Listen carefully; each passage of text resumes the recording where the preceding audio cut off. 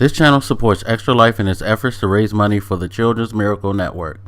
For more information about how to donate and join in their efforts, go to the link displayed here.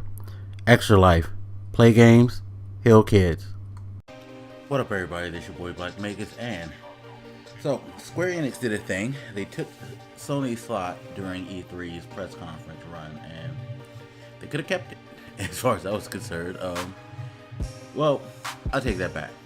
There was some stuff, but I guess there was some stuff that we've already seen, literally, with the exception of Avengers, really, when you think about it. So this is probably going to be the quickest rundown out of all the conferences. Maybe I'll elaborate a little bit more over some frustrations for certain things, but there really wasn't much as far as I was concerned with the Square Enix show, except for a lot of nostalgia.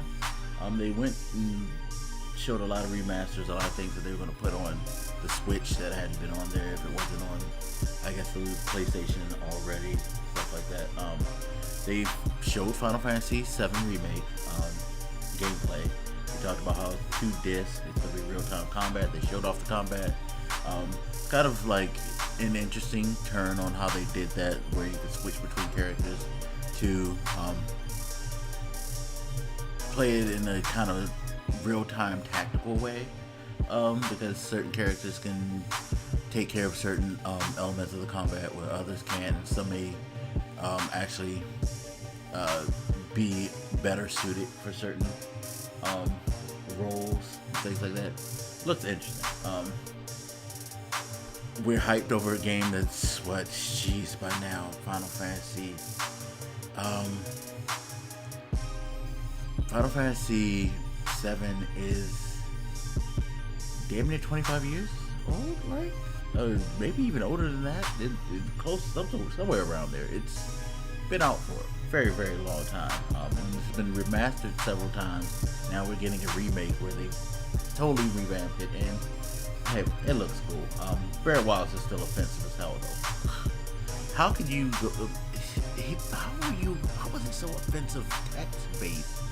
And now that you can hear what the fuck he's saying in that voice, god damn it, such an offensive character. Anyway, they showed Life is Strange content coming. Was it 3? I forget. Did they actually finish 2? I'm not sure, but Life is Strange was something new, something sort of fresh. They're coming out with, again, like I said, a lot of remasters. Like The Last Remnant was out as of the time of the conference for Switch. They're coming out with the Dragon's Quest Builders 2, and of course it's going to be on Switch. Dragon's Quest, they brought an older one on Switch as well. Let's see, they are going to have a music streaming service, which, okay, cool. I guess it's a little change up from what we got for the most part, where everybody announces these different streaming services for subscription-based gaming and all that. So I guess that was their curve. Let's see, there's Kingdom Hearts 3 DLC that's coming out. Never played a Kingdom Hearts game, people. I know. My gamer card probably is being revoked by many of you, but yeah, I've never played a Kingdom Hearts game, so I don't understand the magic. I guess I was maybe too old at the time, because most people who play Kingdom Hearts were kind of, I would say probably, very much younger than me, like probably 20 years younger than me, so the magic of growing up with Kingdom Hearts was missed by me. They displayed some information about the new Final Fantasy XIV expansion, which is coming July 2nd. That game continues to iterate and expand, which is cool. Funny, I actually saw somebody playing Final Fantasy 11 the other day. It's amazing how they're still supporting these servers like that. Let's see, Romancing Saga 3 and Saga Scarlet Grace are coming to the West. So not really familiar with those franchises, but people in the crowd seem to kind of be somewhat hyped. Their crowd loves about everything they do. Well, I won't say that. They had some lull moments, but Outriders coming soon in 2020. Oninaki, August 22nd. They're doing a remaster of Final Fantasy VIII. And gamer card revoke time. 7 and 8 are probably the two most overrated Final Fantasy games, in my opinion.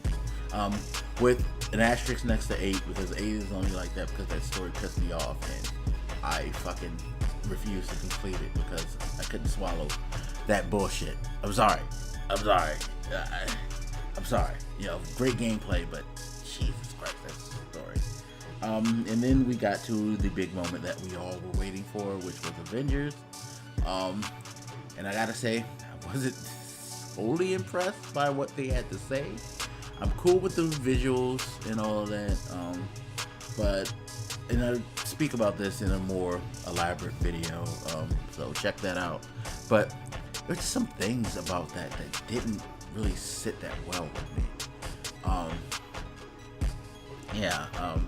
But you guys just listen to my separate video. I won't go on and on about that, but yeah, I'm curious to see. I mean, we've been getting more details fleshed out. I just feel like the presentation of it, after this wait, they knew people were anticipating.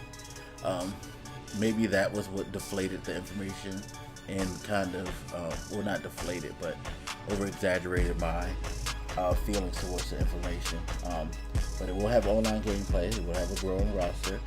There will be DLC, and it will have a beta, I guess, for the online play, May 2020. So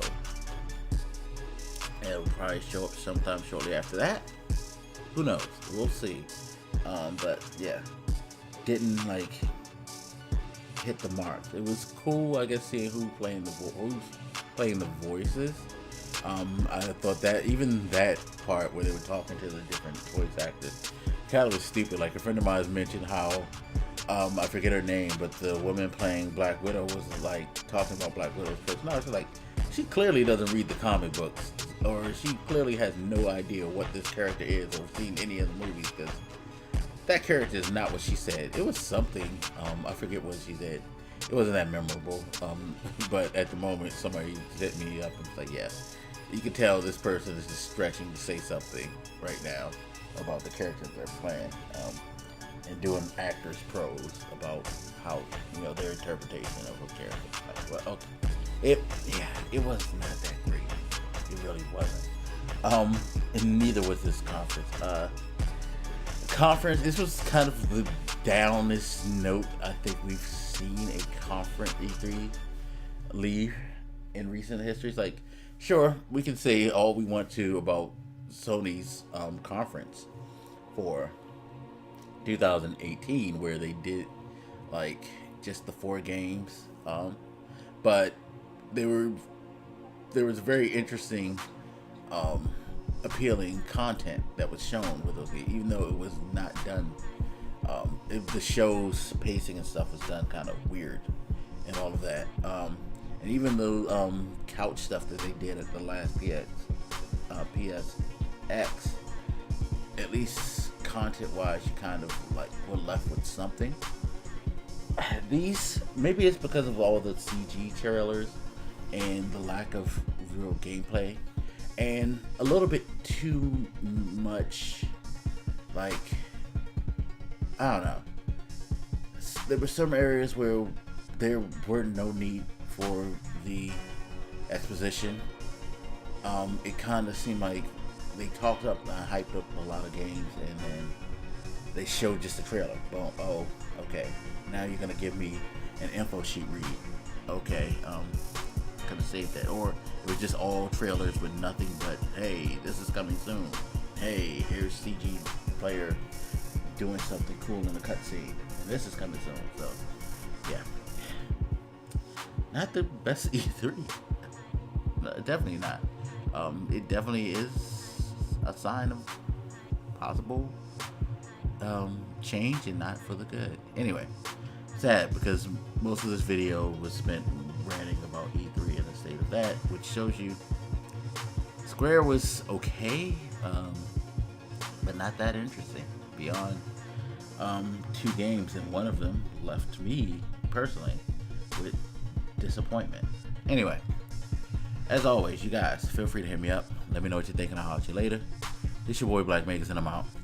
Deuces.